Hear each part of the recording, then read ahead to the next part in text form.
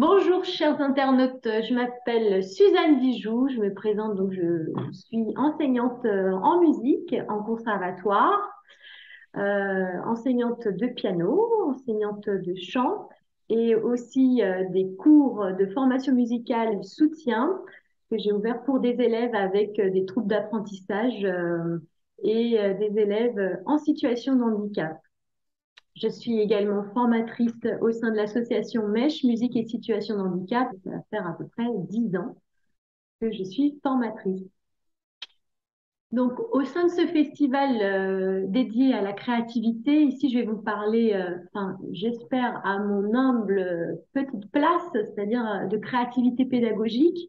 En effet, cette créativité pédagogique, peut-être qu'elle est encore plus présente avec mes élèves en situation de handicap, là où je me questionne encore beaucoup plus pour développer d'autres approches, pour euh, vraiment répondre au plus près aux besoins de la personne et répondre au plus près à ses modes de fonctionnement et à ce qu'il est et comment il fonctionne et comment il apprend. Donc là, je vais vous parler donc d'un de mes élèves. Vous allez voir des petites séquences vidéo d'un seul cours en fait, d'un seul cours et non pas de plusieurs cours de mon élève Lucas, voilà, qui a des besoins particuliers. Il est en cours de piano, donc cours de piano dans un cursus adapté. Cursus adapté, c'est-à-dire que on est dans une temporalité différente du cursus dans les conservatoires français, c'est-à-dire les cursus classiques où on rentre en premier cycle et on a une évaluation normative en fin de quatrième année. Ensuite, on passe en deuxième cycle et là, pareil, en fin de quatrième année, voire quelquefois en troisième année, on a une autre évaluation normative devant jury, etc., etc.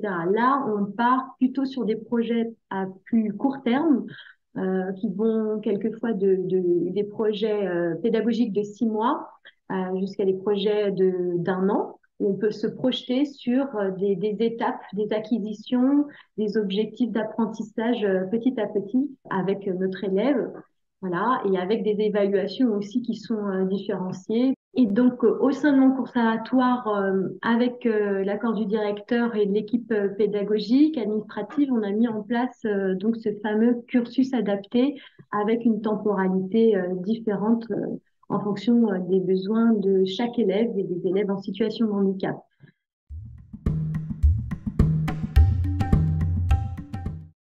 Alors, Luca, en termes d'historique au conservatoire, il a commencé par de l'éveil musical en groupe, en cours collectif, et j'animais, j'étais le professeur de ce cours d'éveil musical. Donc, pendant 2 ans, je l'ai eu tout petit. Et ensuite, il s'est inscrit en fait comme n'importe quel autre élève à partir de 7 ans.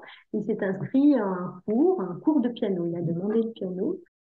Donc, Lucas s'est inscrit en cours de piano avec un de mes collègues, professeur de piano. Et il a eu Lucas donc, pendant à peu près un an. Et on va dire que malheureusement, autant que pour le cas que pour le professeur aussi, c'était compliqué au sein du cours puisque Lucas se levait assez régulièrement de son tabouret, allait à la fenêtre, avait du mal à pouvoir accepter les consignes et être dirigé par le professeur avec les différentes activités, exercices, voilà. Et donc ça s'est conclu par une démission. La maman en fait a retiré Lucas à l'époque du cours de piano. Et là donc j'ai appris la nouvelle par le directeur et le directeur était quand même peiné de cette situation-là. Le professeur aussi a été peiné que ça se finisse mal. Et j'ai dit au directeur, bah, écoutez, je peux tenter l'aventure et lui proposer un cours de piano s'il le désire et si les parents et la maman le désirent également. Et donc voilà, c'est comme ça que ça a commencé, que cette aventure-là a commencé avec mon petit Luca.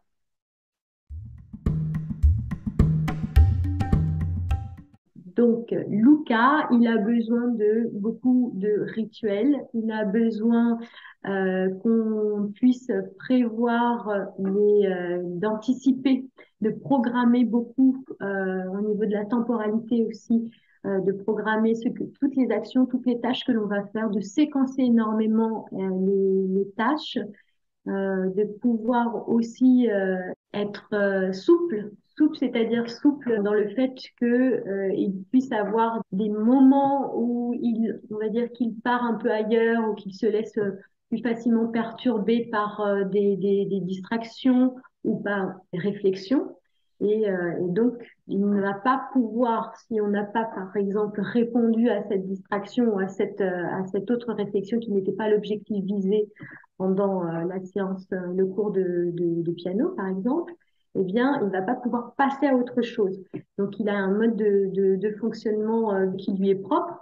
Et voilà, en tant que professeur, voilà, ça m'amène à toujours me questionner sur la façon dont je vais pouvoir l'aider, donc à s'autonomiser, à être autonome dans son apprentissage pianistique et donc de pouvoir lui proposer aussi des méthodes qui lui soient plus en accord avec ce qu'il est, c'est-à-dire voilà, de pouvoir séquencer beaucoup, étape par étape.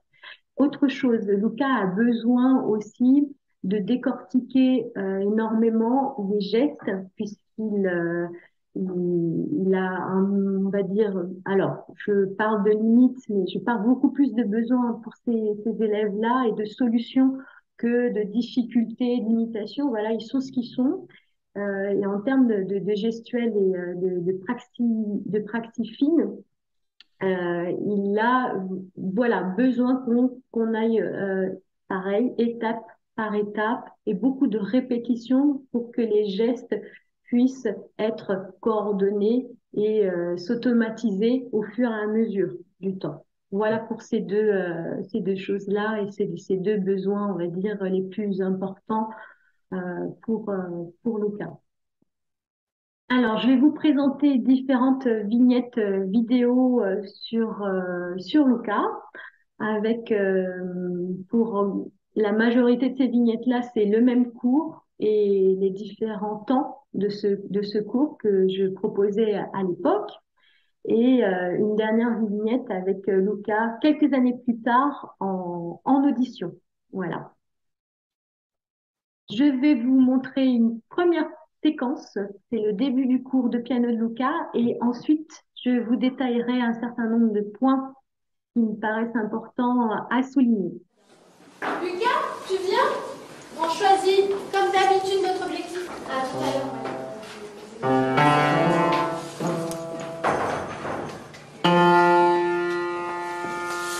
Lucas, tu déposes ton manteau. Comme d'habitude, on choisit notre objectif pour aujourd'hui. Tiens, ton manteau. Là, hop, sur la chaise. Tu prends tes affaires, tu choisis ta carte. Allez, pose ton manteau. Voilà. Prends ta carte. Laquelle? Jouer avec les doigtés ou jouer les gâteaux? Voilà, jouer avec les doigtés. Très bien. Maintenant, hop, on va au piano. Alors, la première chose, le premier point sur lequel je voulais vous parler, c'est bah, l'accueil. On va dire que l'accueil, tout le monde le fait. C'est normal. Comment ça va? Comment tu vas? Etc. On va dire que cet accueil-là, il est important pour jauger la température, c'est-à-dire là, l'état émotionnel, psychique, physique de notre élève. Voilà, pour vraiment un peu jauger ou si ce cours-là, je vais pouvoir proposer plus ou moins des choses, des tâches plus ou moins complexes ou des choses, des tâches un peu plus libres. Voilà, donc ça, cet accueil-là, il est aussi, on le perçoit pas sur la vidéo, mais avant de faire cette vidéo, je parle quelques minutes aussi avec la maman qui est à la porte. J'accompagne la maman et Luca jusqu'à la salle. Et là, elle me dit, voilà, c'est une bonne semaine, etc. Ou, ah non, Luca, il y a eu, par exemple, une batterie de tests ou d'examens, et il est très fatigué, ou ceci ou cela, voilà, ou il a réussi à dormir, on n'a pas réussi à dormir, ça fait plusieurs jours, etc. Donc là, j'ai aussi ces informations-là avec la maman.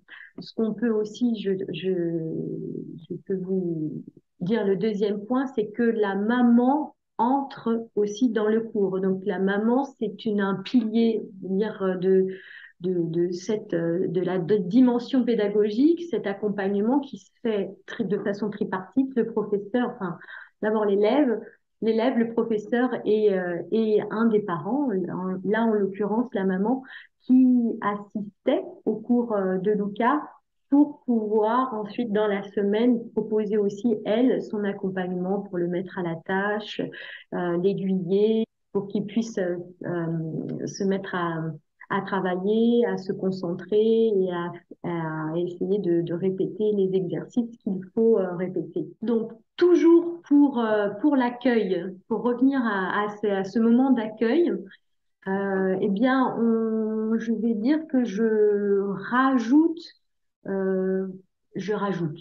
Je suis déjà de nature assez expansive, assez joyeuse. Enfin, joyeuse, ça dépend des moments, en fait. Hein, un peu binaire, on va dire.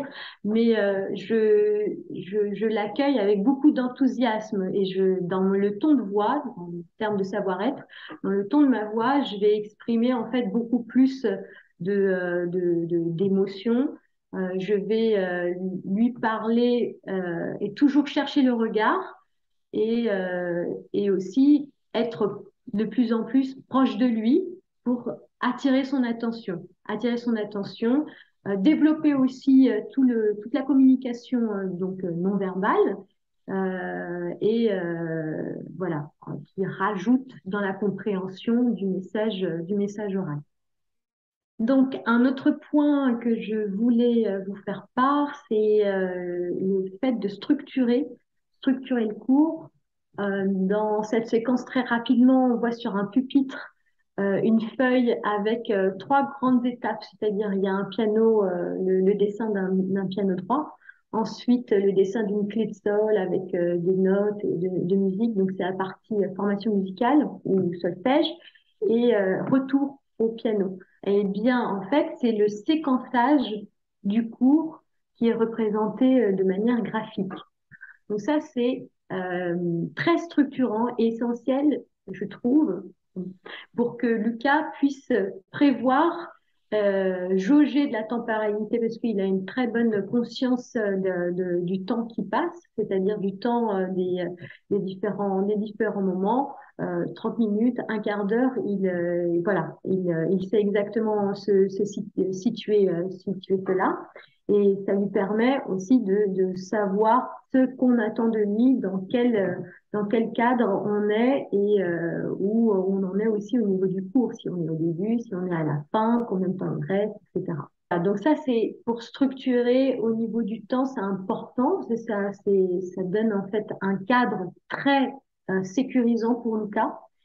Et voilà, à l'intérieur de ce cadre-là, on parlera aussi encore d'autres séquençages.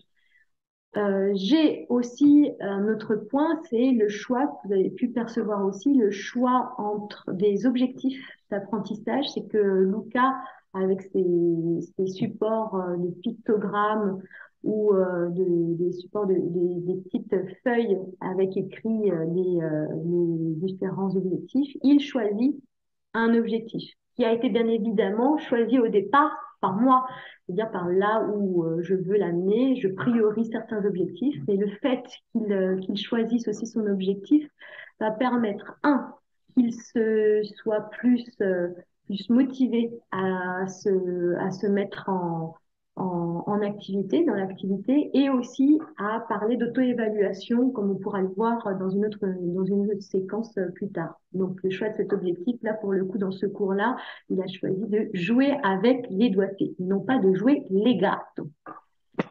Donc, je vous présente une deuxième vidéo qui présente une petite séquence au piano. Oui, où sont les autres défis? Où sont les autres défis? Tu les as pas vus? Sur le tableau. Et dans le rang, j'ai deux choses. J'ai plusieurs choses. C'est une garde recto verso. Oui, les objectifs sont recto verso. Alors, qu'est-ce qu'il y avait à faire pour aujourd'hui? C'était quoi? Quelle page? Ça, tu m'ouvres ton cahier de devoir. Ben, hop.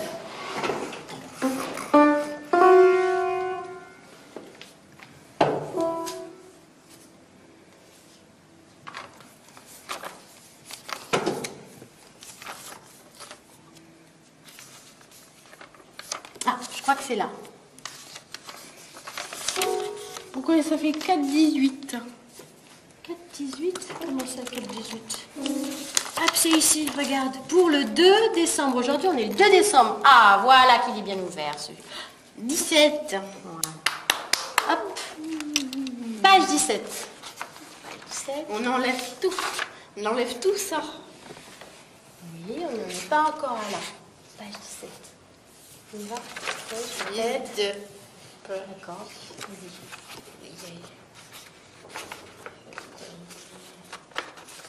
16, 14, 21.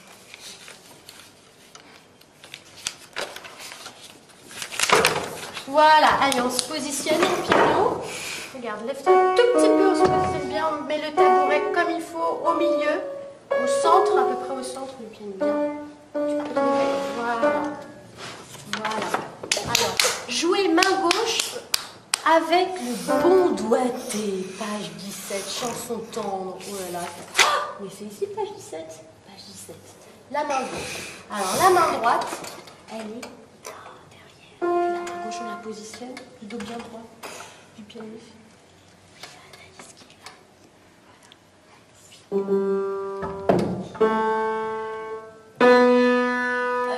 On commence par avec le bon doigté, c'est quoi? On commence par quelle note? Oui, la, si, do, si,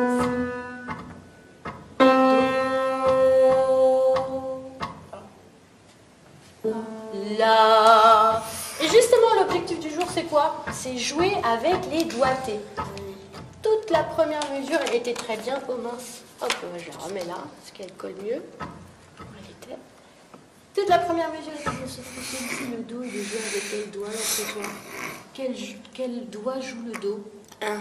Le 1, le pouce, exactement. Donc, je voudrais do, o, la, très bien. Alors, on va le faire à peu près à ce tempo-ci.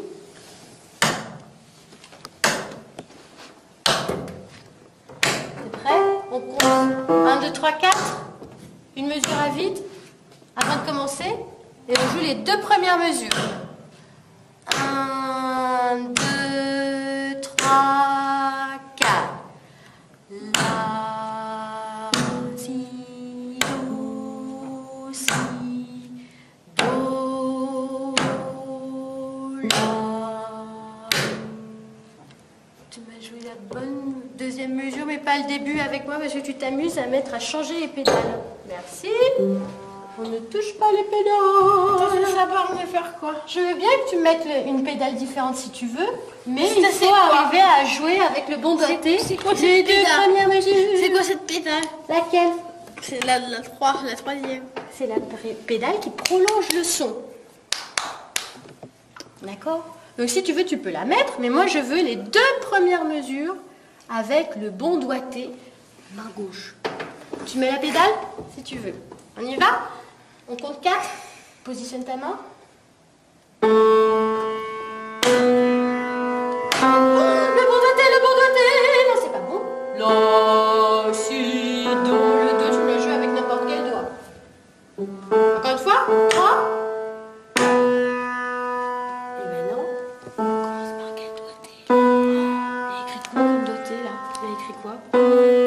3. Le 3, donc on joue là avec le numéro 3. Le la, le la, le la. La, si, do, oui, si. Très bien. Do, o, la. Le la, il faut le jouer avec quoi tu m'as dit juste au début? Tout était bien, sauf la dernière note avec un autre doigté. Oh là là! Alors, on va le revoir juste après. Est-ce que tu veux faire la main droite, justement? Hop, on met la main gauche derrière. Attention, les pédales. Celle de la main droite. Pas trop brusque. Là, on lit d'abord les notes. Ça permet de faire quoi? Laquelle? Celle-là. Laquelle? La sourdine. C'est la sourdine. Ça amenuise le son. Il est plus doux, le son. On entend un tout petit peu. C'est la sourdine. Alors, on va jouer justement. On lit d'abord les notes. On commence par quelle note? Do. Après, en lisant les noms. Que le nom des notes et après on joue. On lit d'abord le nom des notes. Montre-moi tout ça. Les notes, on n'a jamais vu ça encore. On y va? Do, c'est quoi? ré, mi. Ouais, la pédale du milieu. La pédale du milieu. C'est la sourdine maison. C'est la sourdine qui étouffe vraiment le son. Beaucoup. On entend un peu. À peine, voilà, un peu. Un tout petit peu, exactement. Là, on entend. Tu veux mettre la sourdine de maison, mais je veux bien que tu me joues alors la main droite ici. Elle fait de sol. Mais je veux d'abord que tu me lises les notes. Donc, tu me la joues. Voilà, elle est mise. Voilà, ça c'est bon. Donc enlève le pied, elle reste la pédale, la sourdine de maison. Elle reste. Voilà, enlève. Tu me joues, excuse-moi, tu lis les notes. Ah, là maintenant on s'en fiche des pieds. Voilà, elle est mise. Lorsqu'on va jouer, alors on lit. Avec la bouche, Do, ré, mi, fa, mi. Très bien. Et la même chose en jouant maintenant. En jouant. Do, ré. Et avec la sourdine de maison. On y va? Do. Voilà. Alors, avec moi, en comptant. Un, do, ré, mi, fa, mi, 3, 4. C'était super, j'étais en rythme, c'était les notes, sauf que, est-ce que le doigté, il a été mis? Lucas. La bémol. Très bien, c'est un la bémol. Question, est-ce que tu as mis le bon doigté pour les deux mesures d'après? On essaye de le jouer depuis le début. Allez, avec moi et ensuite, on va aller faire un peu de formation musicale.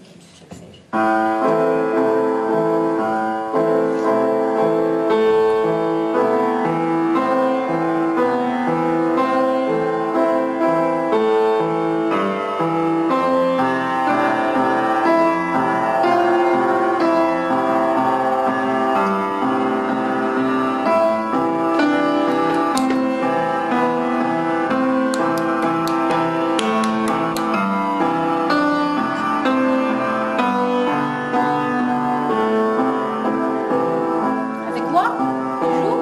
Ici, tu joues sur le do numéro 5. Avec la main gauche d'abord, c'est la main gauche qui commence et ensuite c'est la main droite. On l'a jamais fait jusqu'au bout, on essaie. 1, 2, 3.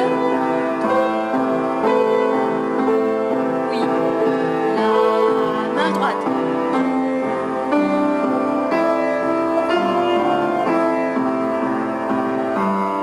Après, c'est quoi? Deuxième ligne. Si, do, et ensuite là.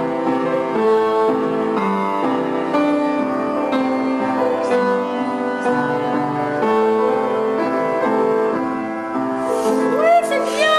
Oh là là, on n'a jamais vu la deuxième ligne. Très bien. Super. Alors maintenant, on va faire un tout petit peu de... Donc, par rapport à cette deuxième vignette qui est un grand bout du cours de piano, donc je travaille un peu de façon aussi traditionnelle, c'est-à-dire qu'il y a le petit cahier de devoirs le porte-vue et la méthode à laquelle anciennement je travaillais. Et donc, il y a tout ce passage où j'essaie que ce soit lui qui ouvre la méthode et moi, pendant ce temps, je l'aide ou je l'accompagne dans cette action-là. Et aussi le cahier de devoir, parce qu'il situe aussi lui-même où on en est.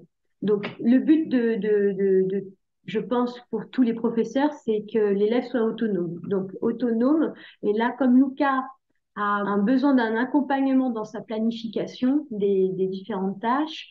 Donc, j'écris beaucoup quand même enfin beaucoup, plus ou moins. On va dire pas non plus d'un roman, c'est pas du Proust, hein, mais j'écris les différentes étapes, petit 1, là où on en est, ce qu'on doit faire, c'est-à-dire on travaille les mains ensemble, telle petite phrase ou telle mesure, combien de fois on répète, à quelle vitesse métronomique au moins, etc.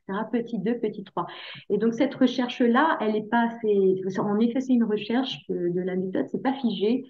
Et j'essaye toujours de proposer ou de varier à l'intérieur de cette méthodologie les différentes étapes de travail. Parce que le but, c'est qu'il puisse aussi en classe, pendant le cours, me refaire ces différentes étapes. Et comme ça, ritualiser aussi le fait de prendre le cahier de devoir, de voir le petit 1, faire la première étape, pour l'aider à se structurer et de faire, voilà, de répéter ou de faire ce qui est demandé. Ensuite, petit 2, on passe par exemple à la main gauche, etc. Et tout ça de façon très, on va dire, dans des rouages comme une petite mécanique et d'essayer de huiler tout ça au fur et à mesure et de ne pas échapper en fait et ne pas tout de suite commencer en bon alors maintenant tu sais le morceau, joue-moi là où tu en es, etc. Ce qu'on pourrait faire assez rapidement avec un élève qui arrive et qui a travaillé déjà tout ce séquençage méthodologique et qui arrive déjà avec une proposition plus ou moins aboutie du répertoire qui est en train d'être appris. Donc là, pour Lucas, c'est pas du tout ça, c'est plutôt d'aller rechercher voilà, de planifier, de séquencer étape par étape et de refaire exactement ce qu'on a proposé ensemble, ce que j'ai écrit aussi avec lui comme étape dans le cahier de devoir, de le refaire aussi en cours.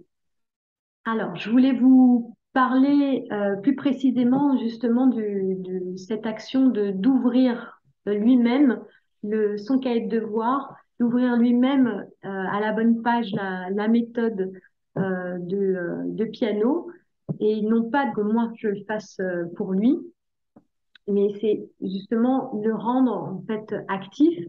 Ça permet à ce qu'il soit mobilisé et même mobilisé psychiquement pour qu'il s'engage d'autant plus dans la situation pédagogique.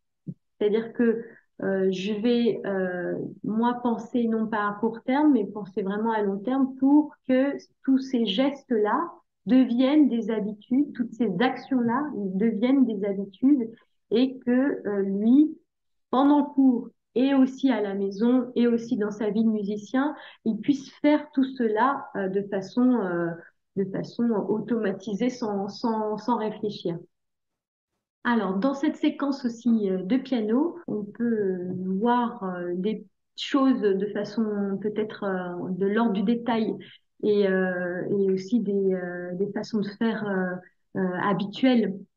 On va dire que je force peut-être plus et m'engouffre plus là-dedans, c'est-à-dire déjà la proximité physique que nous avons avec Lucas, euh, les guidances physiques aussi, le fait de pouvoir lui prendre la main, lui toucher le bras pour le ramener à l'action et le ramener toujours aux objectifs ou à la tâche que nous sommes en train de faire. Et l'objectif principal qui est justement son choix, qui est de jouer avec les doigtés pour le coup pour ce cours de piano-là. Donc, il y a ça, il y a aussi au niveau communicationnel, peut-être toutes les façons qu'on peut développer, c'est-à-dire déjà d'être au niveau de l'oralité, au niveau verbal, de pouvoir le ramener à nous avec, avec des vocalises. Par exemple, à un moment où je chante, c'est vrai que je me rends pas forcément compte, on le fait en fait instinctivement, mais c'est pour justement l'amener à travailler autour de cet objectif central, l'objectif d'apprentissage. Des moments où même où je peux chuchoter pour voilà réactiver en fait avec différentes façons de communiquer les capacités attentionnelles de Luca. Donc, dans cette séquence de piano, on vous a laissé à peu près 3 minutes autour des pédales, où Luca en fait s'intéresse aux pédales du piano. Alors, la première chose, je voulais vous dire que Luca en fait travaillait à l'époque, parce que maintenant il travaille sur un piano acoustique. Il a un piano acoustique à la maison, mais à l'époque, il travaillait sur un clavier numérique, donc il n'y avait pas de pédale. Malgré la présentation du piano et de ses des différentes parties, notamment des pédales, et de passer plusieurs séances et plusieurs cours sur cette présentation et connaissance du piano, il fait que Luca est très attiré, encore à l'époque, était très attiré encore par ces pédales parce il avait en fait la possibilité de pouvoir les utiliser que pendant le cours de piano quand il allait au conservatoire. Donc voilà. Et là, il exprime en fait, il me pose une question qui sort entre guillemets du carcan de ce qu'on était en train de faire sur la pédale tre corde. Et là, je lui réponds. Ça peut paraître anodin de répondre en fait à une question qui paraît aussi un peu mal à propos par rapport au contenu de l'activité ou ce qui était en train d'être travaillé.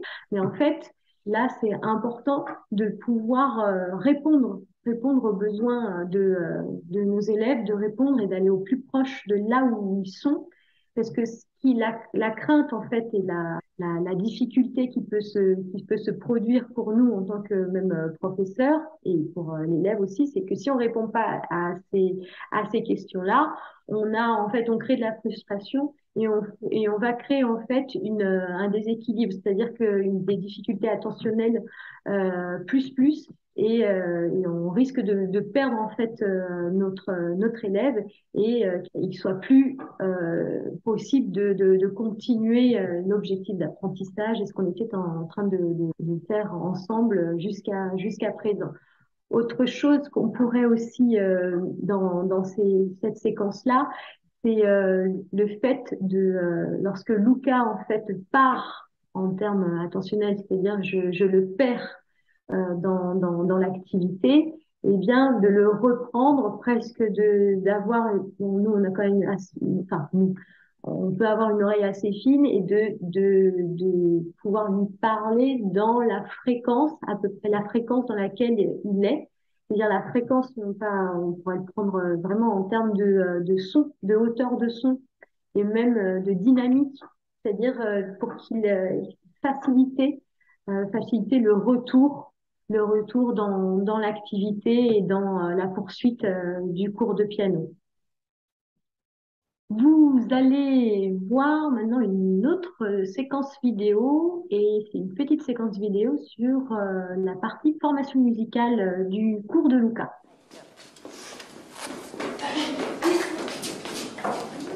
Viens là parce qu'après je t'ai organisé. Il y a une petite surprise après. D'accord ? Formation musicale. Hop. Petite surprise après. Là-bas.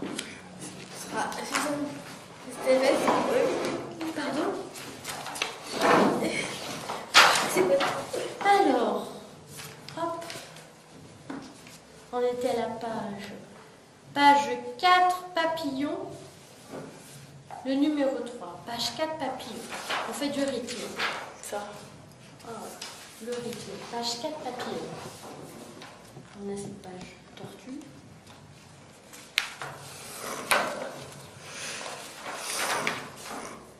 c'est ça, le numéro 3. Alors d'abord on fait avec le nom des rythmes et ensuite avec le nom des Noir. notes, exactement. Noir. Alors attends, je te donne la pulsation. Noir. Oui. Noir. Noir. Noir. Noir. Noir. Noir. Alors noireux, je vois pas où elle est la noireux. Là ici c'est un quoi ça? Comment ça s'appelle? Soupir. Un soupir. Et qu'est-ce qu'on dit? À la place du soupir on dit chut. Exactement. On le refait celui-ci. Et quand tu vois le soupir, tu dis chut. Je peux taper la pulsation? Do. 2, Ré. 3, Mi. 4. Mi. Ré. Do. Rien du tout, c'est bien avec les chutes. Do, chute.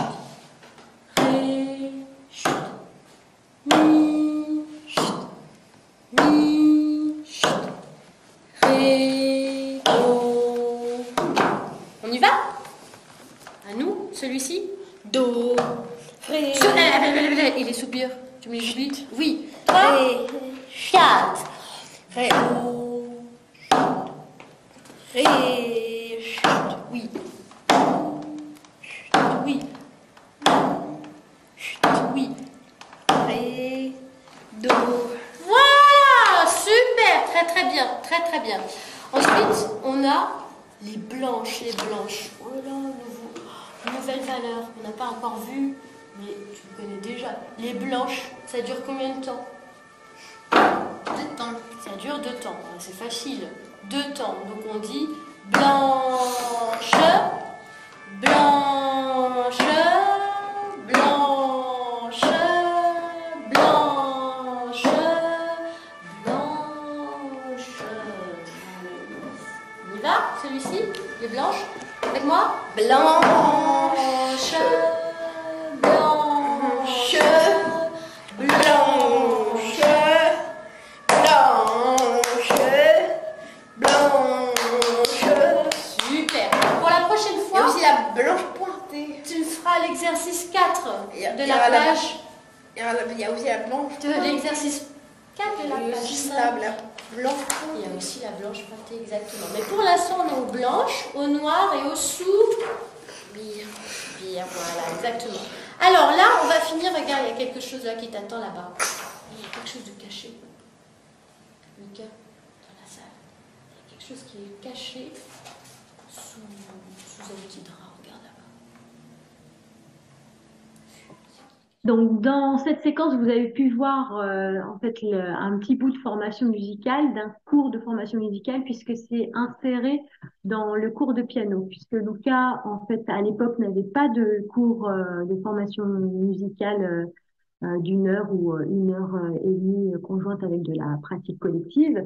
Donc, j'ai demandé à que ce cours-là puisse être un peu plus long, c'est-à-dire au lieu d'avoir un élève en cours individuel d'une demi-heure, d'avoir 15 minutes de plus pour pouvoir insérer en fait justement un petit temps de formation musicale pour pouvoir aborder des concepts plus techniques, des lectures de notes, des rythmes, voilà, aller plus loin dans cette démarche-là et dans cette découverte de l'écriture musicale.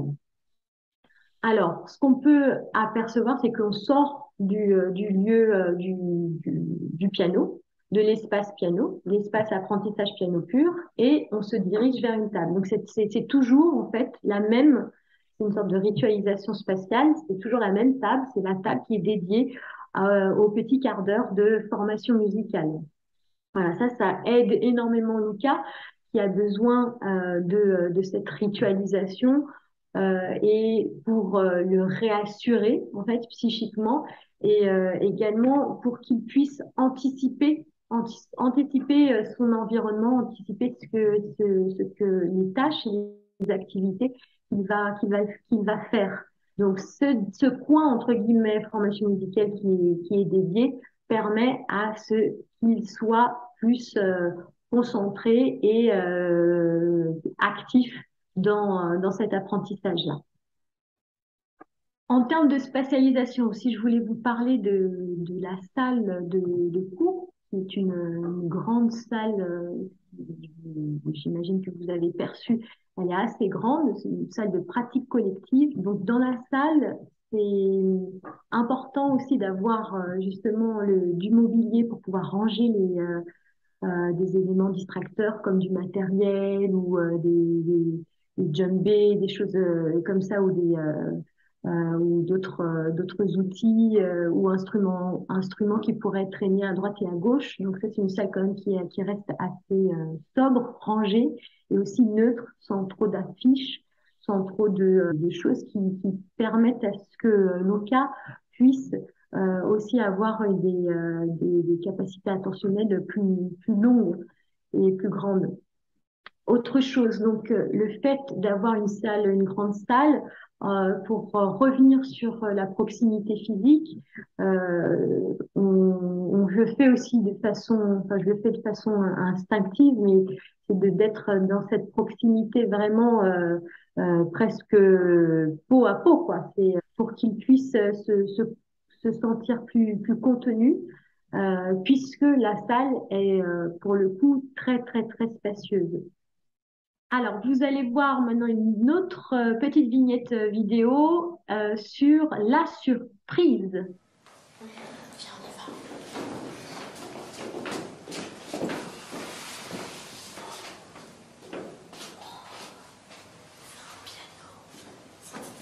Un synthétiseur, très bien, c'est ça. Et donc le synthétiseur, devine ce que l'on va jouer avec les bons doigtés. C'est chanson tendre, exactement. C'est où pour allumer? C'est où pour allumer? Alors attends, pas n'importe quoi, d'accord? On va allumer ensemble, je vais te dire où est-ce que c'est. Et puis on va jouer chanson tendre. Oh, regarde, j'ai mis la partition, alors on va aller comme ça. Ici. Avec le bon doigté. On commence d'abord par la main. Quelle main?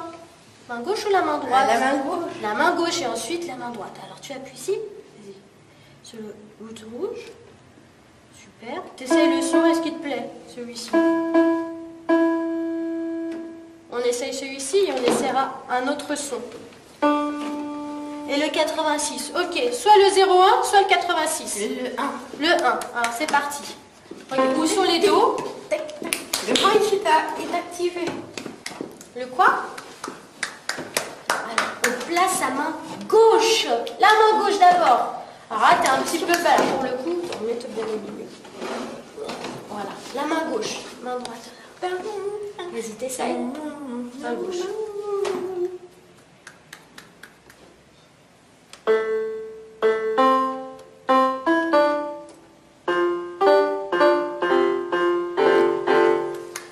Alors, ça fait un bide là. Main gauche. Tu peux jouer toutes les notes que tu veux si tu veux, mais que la main gauche. Vas-y. Comme une chanson tendre, on commence par la main gauche. Toutes les notes que tu veux, que main gauche. Je te tiens la main droite. Vas-y. Main gauche, vas-y, t'essaies tous les sons. Les sons. Vas-y, plein de sons, plein de notes. Vas-y, vas-y. Et après, on jouera chanson tendre comme elle est écrite. Après, il y a 0, 0. Après, il y a 0, 0, 0. Vas-y, voilà. Très bien. Voilà. Tu places ta main sur le dos avec le pouce. Hop, on y va. On commence par la, si, do, la. Voilà, prends-moi la main. Voilà, prends ma main. Très bien, main droite. Avec ta main droite, prends ma main. Et avec la main gauche, on y va. 1, 2, 3, 4. Le même doté. La, si, do,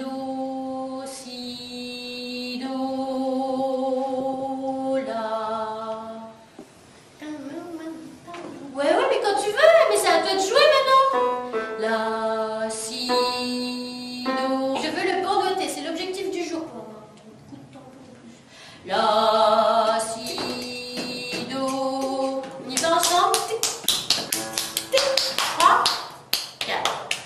La, si, do, la. À toi, tout seul. Tout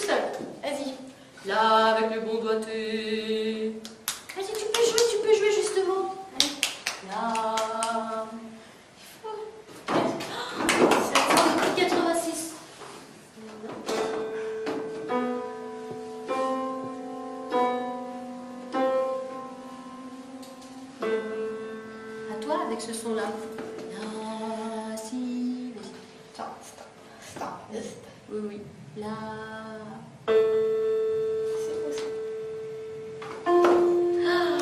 On va jamais y arriver. Vas-y, joue ce que tu as envie. Là, pendant 1 minute. Vas-y. Tu peux changer les sons. Même ça. Alors ça, je connais même pas très bien le synthétiseur. Je connais pas tous les boutons. Vas-y. Et maintenant, joue. Essaye de jouer. Voir ce que ça fait. On pourrait mettre la musique en même temps avec ça. Avec l'accompagnement de la percussion, c'est pas mal. Allez, hop. C'est l'autre. Ouais, un autre. Regarde celui-ci. Je vais mettre celui-ci.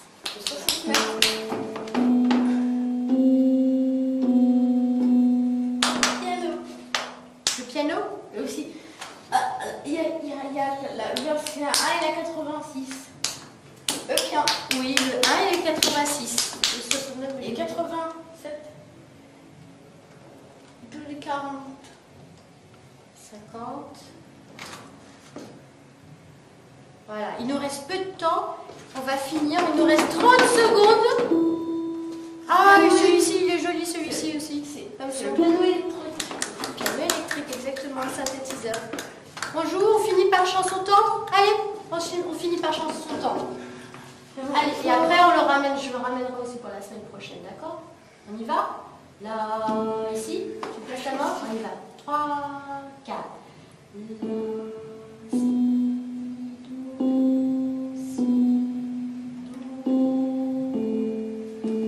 Voilà, avec le bon doigté. Super, très bien. Bravo, ça fait très bien. Tu l'éteins? Tu l'éteins? Au revoir. Tu l'éteins là? On revient au piano, on va écrire les devoirs. Hop, c'est parti. Voilà. Dans cette séquence dite la surprise, cette surprise-là, en fait, elle était déjà présente dans la salle, c'est-à-dire elle était cachée par une petite étoffe couleur brun, un brun clair, un peu, on va dire, très ressemblant par rapport aux tables qui sont disposées dans la salle. Alors pourquoi je l'ai caché? Parce que je sais que Luca aime beaucoup tout le matériel technologique et notamment les claviers, les synthétiseurs, les chaînes hi-fi, les téléphones, les smartphones, etc. Et je voulais justement pouvoir cacher, arriver à cette séquence-là, c'est-à-dire de la surprise, sans que Lucas soit tout de suite attiré dès l'entrée dans la salle par cet objet. Donc, le fait de l'avoir caché permet aussi de scénariser un peu et de rendre un peu plus magique l'instant en retirant le drap et en ayant aussi, j'imaginais déjà les étoiles dans les yeux de Luca vis-à-vis de ce nouvel objet. Alors, pour le coup, c'était la première fois, donc la surprise, c'est la première surprise, et c'était aussi dans mon objectif, c'est un objectif de transférer les apprentissages, c'est-à-dire de pouvoir arriver avec ce clavier, de pouvoir jouer le morceau, ou la première partie en tout cas du morceau qu'on était en train de travailler sur cet objet. Alors, pour le coup, qui n'a pas eu lieu puisque c'est vrai que comme c'était une première fois et qu'il ne connaissait pas ce clavier électrique, il était déjà omnubilé par le fait de pouvoir comprendre toutes les touches, toutes les différentes modalités en fait de ce clavier-là. Et donc, voilà, donc j'ai vu que je n'ai pas réussi à l'amener là où moi je voulais l'amener dans ce transfert des apprentissages. Donc, j'ai laissé en fait Luca pouvoir encore découvrir et apprécier ce nouvel instrument. Parce que si je le forçais en fait aussi dans mon objectif en tant que professeur, je le forçais à produire ou à s'arrêter de toucher et de moduler les sons, en l'occurrence, et ben, j'allais encore créer de la frustration et n'allais pas pouvoir continuer en fait mon cours de piano ou la fin de mon cours de ce que j'avais prévu pour Luca. Et maintenant, vous allez voir la fin du cours de piano de Luca. On va faire le tour Et des du tables. branché. Voilà, oui, il y a un branché. Hop, je prends ça. Allez, viens. Je tu vas revenir à la maison sans les devoirs. Sans les devoirs, comment ça se fait? Hop, un stylo.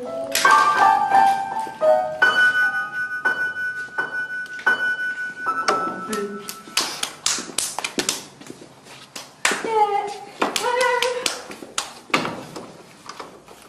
Alors la semaine prochaine, on sera combien? La semaine prochaine? C'est la version. C'est cette mise et sa paire. La semaine prochaine, on est combien? Aujourd'hui, on est le 2. C'est pour. C'est pour baisser au lourd. C'est pour le 9. Le 9 décembre. C'est pour. C'est la percussion. Donc, chanson tendre. Page 17. Il faut maintenant, on fait d'abord la deuxième ligne. La deuxième ligne que tu as commencé à voir déjà tout seul. Deuxième ligne. On est au dernier mois. Oui, le dernier mois de l'année. La deuxième ligne. Et d'abord, on lit. Lire les notes. À 60. D'accord? 60 à la noire. Lire les notes à 60 à la noire. Petit 2. À 60. Donc, lire les notes avec le rythme. Hein? Avec le rythme. Petit 2. Jouer. C'est un peu plus vite. On commence par quelle main? Jouer les deux premières mesures. Jouer les deux premières. Les deux premières mesures. Avec quoi? Le bon doigté et les bonnes mains. Très bien. Le bon doigté et les bonnes mains. Et d'ailleurs, les bonnes mains, la main droite, quelle est la clé? À sauce. Je pose quand même mes questions un peu de façon bizarre. À 20 à la noire.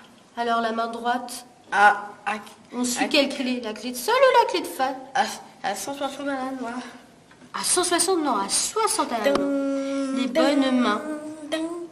Donc, la clé de sol, c'est la main droite ou la main gauche? Clé de sol, quelle est la main qui joue? La clé de sol, c'est la main. C'est la main, c'est quelle main la main? C'est la clé de sol. C'est la main droite. C'est la main droite, voilà. La ND. main droite. C'est la main droite, merci. Est-ce que je touche tes cheveux? Non. Donc ne touche pas les miens, même s'ils sont décoiffés. Et la clé de fa, elle est jouée par quelle main donc? Qu'est-ce qu'il nous reste? La clé de fa, elle est jouée par la main gauche. Voilà.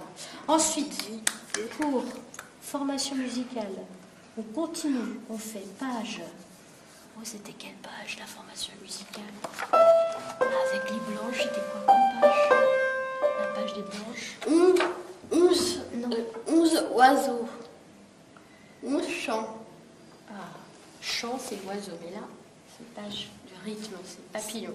Donc, page 5, papillon. Exercice. Exercice numéro 4. C'est celui-ci qui m'intéresse. Le 4, d'accord? Exercice numéro 4. On va appeler maman? Oui. Est-ce que tu as réussi alors aujourd'hui l'objectif? Non. T'as pas réussi l'objectif? J'ai réussi. Ah, alors tu vas appeler maman et ensuite on va faire le ton. Hop.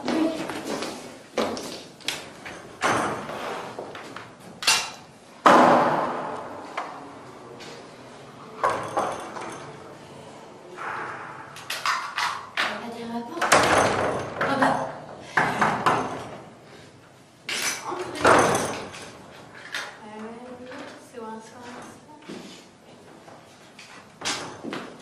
On va l'appeler.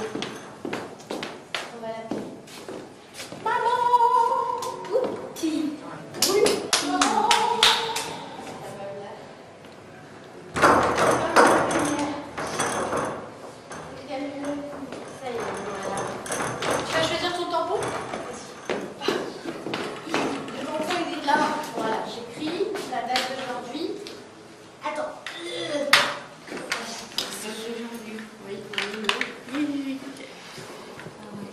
marqué pour.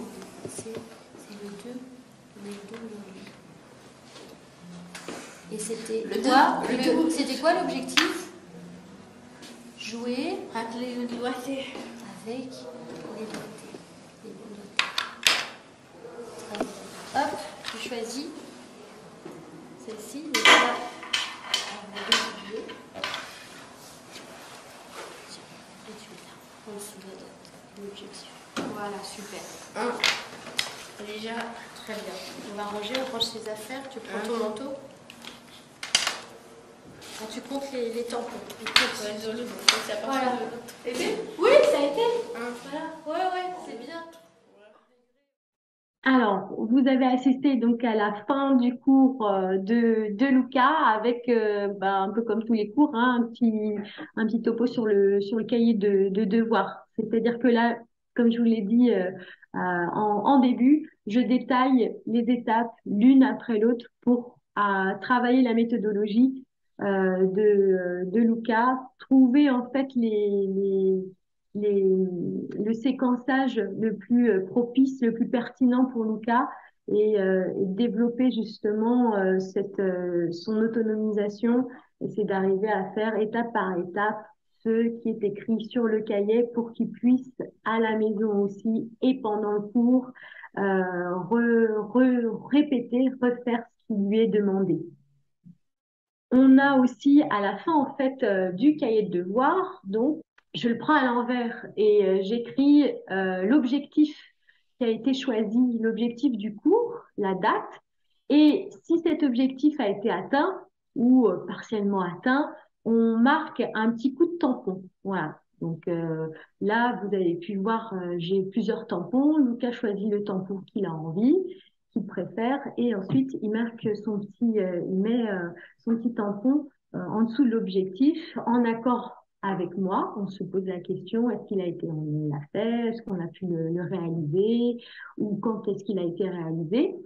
Et ce qui est aussi, qui fait partie en fait des renforcements positifs pour Lucas et qui est aussi nous permet en fait de valoriser lui-même et très content aussi de pouvoir compter à chaque fois combien de tampons, de coups de tampon il a eu.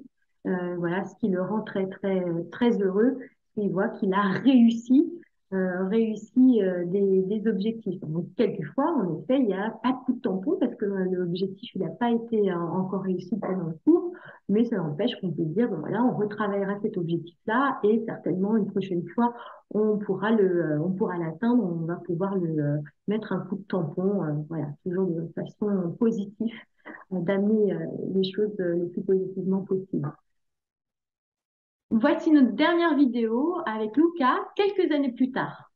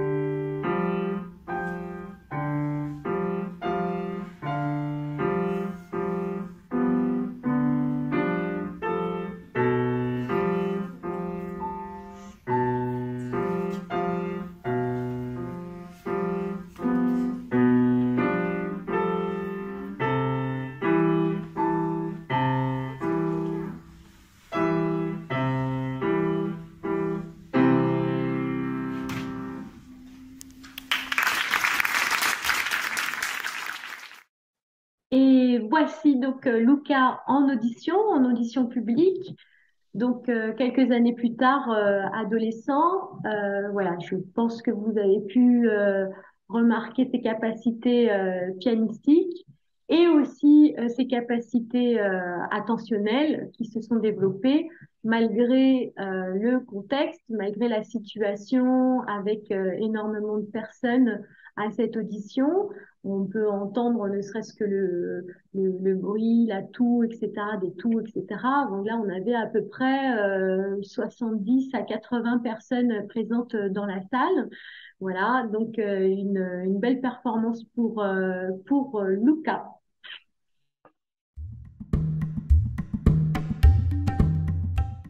Donc, chers internautes, vous avez pu assister à un cours de piano, un cours de piano de Luca, et ainsi qu'une petite séquence Luca plus tard, adolescent en audition, avec un morceau Les mains ensemble. Voilà, donc pour toute la question de la créativité pédagogique, bien évidemment, eh ben, il n'y a pas tout qui est exposé dans ces séquences-là, dans ces vidéos-là, puisque on travaille aussi avec beaucoup enfin, pour le coup, moi, je travaille et les professionnels aussi, mais on travaille à développer nos outils pédagogiques, notamment tout ce qui est communicationnel avec les pictogrammes, de travailler sur des gommettes, des repères visuels, du matériel qui puisse faire travailler autant la motricité globale que la motricité fine, développer la musculation. Voilà, donc c'est tous ces cheminements et tous ces questionnements-là sur l'adaptation pédagogique vis-à-vis de nos élèves qui est tout le temps en branle, tout le temps, chaque jour, chaque semaine, qui se pose pour développer justement de nouvelles choses et d'aborder des objectifs communs, mais d'une autre façon et de pouvoir utiliser la multisensorialité justement qui nous aide à arriver et à développer, varier des approches pédagogiques. Qu'est-ce que la créativité pédagogique pour moi? Ça serait déjà la première chose, c'est de prendre en compte les besoins de l'élève, les identifier grâce à eux, les identifier aussi grâce aux parents qui sont les premiers en fait experts du fonctionnement de leur enfant et aussi avec leur accord les professionnels qui entourent notre élève et ainsi pouvoir répondre au plus près à ces besoins-là et de pouvoir imaginer des passerelles, imaginer de nouveaux chemins pour arriver à ce qu'ils soient autonomes vis-à-vis de la musique et ici pour le coup la discipline qui vous a été montrée c'est le piano. La créativité pédagogique aussi, pour moi, c'est de se dire qu'il n'y a pas de recette toute faite et que la pédagogie ne supporte pas de clôture et c'est ce qui la rend en fait riche, la rend si précieuse et aussi porteuse d'intérêt, en tout cas pour moi, cette recherche qui est continue pour répondre justement aux besoins de nos élèves et répondre en fait à ce qu'ils sont, à ce qu'ils sont au monde, eh bien ça, voilà, c'est ultra enrichissant de parcourir ensemble, d'accompagner nos élèves avec ce seul objectif qui est de créer, de pouvoir pousser des portes, pouvoir le fait de se questionner aussi, ça peut paraître déstabilisant si on se questionne à chaque fois, mais de bien prendre conscience de notre cadre d'action, notre cadre institutionnel, c'est-à-dire dans lequel établissement je travaille, quelles sont mes fonctions, mes missions, quelles sont les règles, là où je me situe, là où nous tous nous situons, et de créer ensemble un projet pédagogique qui soit le plus proche des attentes de chacun, que ce soit institutionnel, mais aussi des attentes d'apprentissage et d'évolution, et d'autonomisation de nos élèves. Et voilà, donc c'est toute la richesse de pouvoir faire ce métier qui me passionne et qui continue à me passionner tous les jours.